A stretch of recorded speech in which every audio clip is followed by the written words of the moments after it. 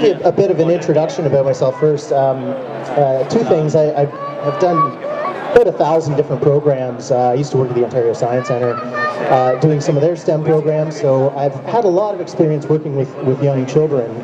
I don't have any of my own yet, but we're working on that, so it's good. But I'm gonna talk about a few things that you can do if you have a STEM learner at home, whether or not they're interested in STEM right away, whether or not they know what STEM is. There are some things that you can do to show them what's out there and get somebody really excited in learning in general.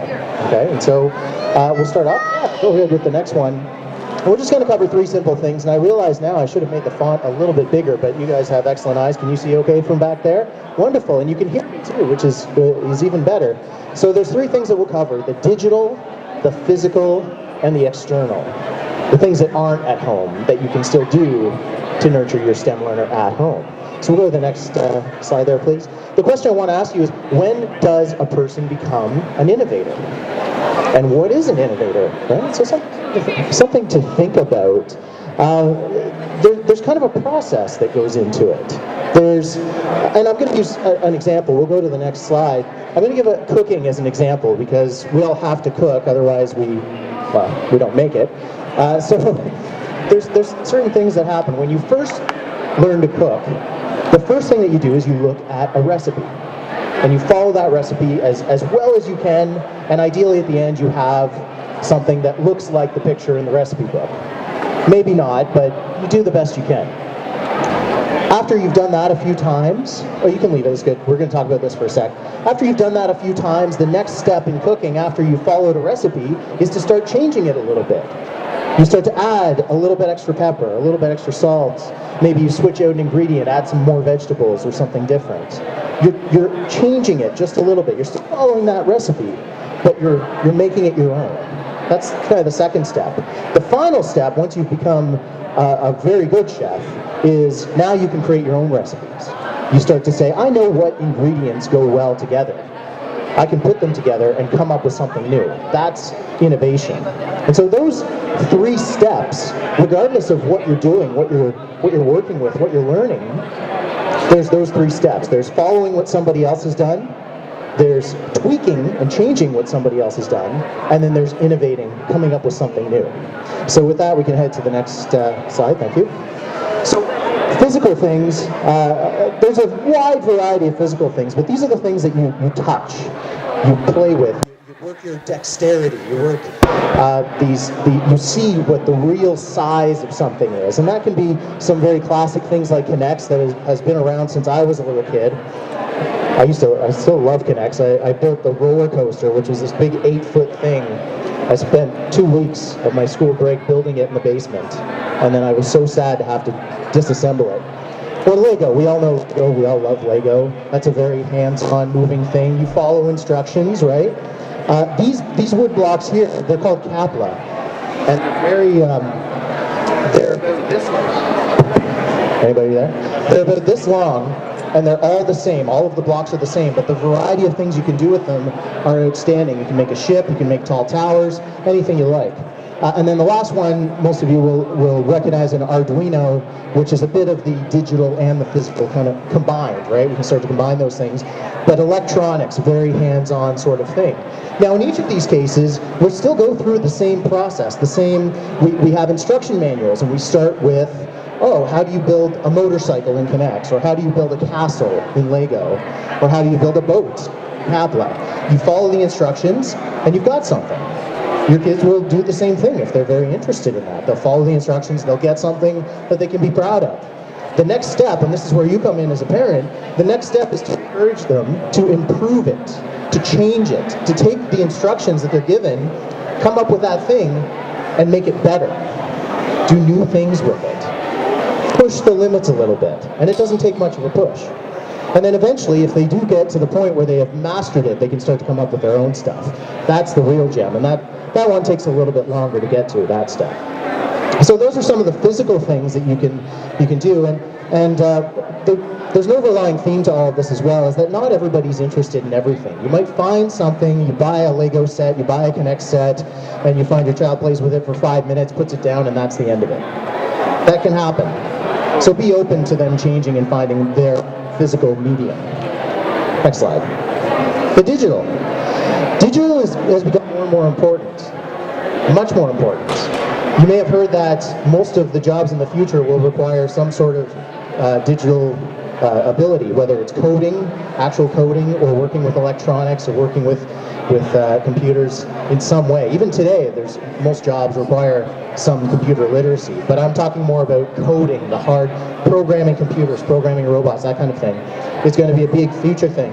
And so a few digital things. Coding, of course, is great because there are coding programs for all ages. You can have small children coding. They don't know they're doing it. They're really just working with blocks and organizing flow charts and doing things like that. But there are resources for every age to do a bit of coding. It's one of the top skills to learn for a new STEM learner going into that field in the future. YouTube is great for the digital. I mean, we know that kids are spending a lot of time on YouTube and watching Netflix and doing these things. So as a parent, it's really important that you're curating that information, right? There's such a variety of information out there. Somebody told me something interesting once. Back in the 1980s, before we had this digital age, we used to seek out information. We'd have to go to a library, read a book to find an answer to a question. Now, we can do that at our fingertips, but now we have so much information that we've had enough. We need to turn it off. So more often than not, people are starting to push information away. We're saying, no, I got to turn it off. I want to turn off the computer. I want to turn off the TV. I have enough information. And you're starting to curate exactly the information that you want. That's how things have changed a little bit. And so as parents, it's very good to curate the type of information that you want your child to get. They're going to be bombarded with it from everywhere. I do bring up Minecraft as another digital one because, I mean, it's really fun. I played it when I was in my 20s, so it's good fun, right? But it's really good to learn design and structure, and there's so much you can get out of that. And then the last one, I'm going to put this under digital, but this is photography or videography, things like that have a major digital component. So I have two young cousins, and they love working with a camera and just going out and making their own videos about anything. And some of them are absolutely about nothing. But they're really fun to watch because you can see them improving over time. So another good resource. So let's keep going. We'll go up to the final, the externals. So this for me is the most important thing, is inspiration. I mean, you can bring all the physical things, blocks, connects, Lego. You can show them YouTube until they're blue in the face. Let them play video games forever. Inspiration comes from outside. From going out into the world. And there's so many things you can do externally. Whether you're going to museums, maker spaces, just the park. Just a park to explore nature and to learn about people. Cities. I bet you never thought of a city as a place to get inspiration from. Most people think of nature, but cities are a very lively place. And so exposing your children to as many different things throughout their lives is really important. That's how they can get the inspiration to come back and work with those things that they do at home, the digital, the physical, to come up with something new, to become an innovator. What else did I want to say about that? It's culture, really. Expose them to culture, to people. Because one thing that will never change, even in STEM fields, is the fact that we all have to work with each other. We have to work with other people. And you need to communicate. So we'll go back. One more. Yeah, there you go. So again, I've said this before, everybody's drawn to different things. And I think one of the big challenges as a parent is finding that thing for your child that they're going to be interested in. Because you can spend $200 on Lego, and your child picks it up and then it's gone and that's the end of it. And you feel, well, why did I just spend $200 on all this Lego if they're not touching it? If they're not playing with it, if they're not building anything? That's going to happen. Because everybody's drawn to different things. Whether it's drawing or photography or just being outside. Or video games, as most kids are drawn to these days too. So the important thing is to be open, and if your child does put something down after 5 minutes, they're just not interested in it. They'll find something that they are. And once you find that thing that they are interested in, now you can turn them into that innovator and push them a little bit to take what they build and go a bit further. And then eventually, you can go to the next one. So yeah, we'll just go with things to remember. It's all about exposure. It's getting them exposed to a ton of different things, inside the house, outside, digitally, all these different options for what they can do. Pushing their boundaries. So they've done something, they've followed the directions, they've made something amazing. What's the next step? How do you change that to make it better? You built a motorcycle? That's fantastic. Now build a motorcycle with a giant gun on top of it. It's good fun. And let them explore. Learning through play is something that we talk a lot about. I still develop exhibits at the Science Center, and one of the biggest things that we talk about is letting kids play, and that is really exploratory and really helps them learn and feel comfortable in an environment. Yes? I think it's a very good idea to teach the kids at the same time and learn something. Make it a real hard. Yeah. For example, like you said one time, you said if you are driving a bicycle, you have to move, otherwise you will fall down. Yeah. This movement, how to be flexible, how to understand the movement, how to be adaptable, how to think in the right way with the other people, what we call it collaborative ability.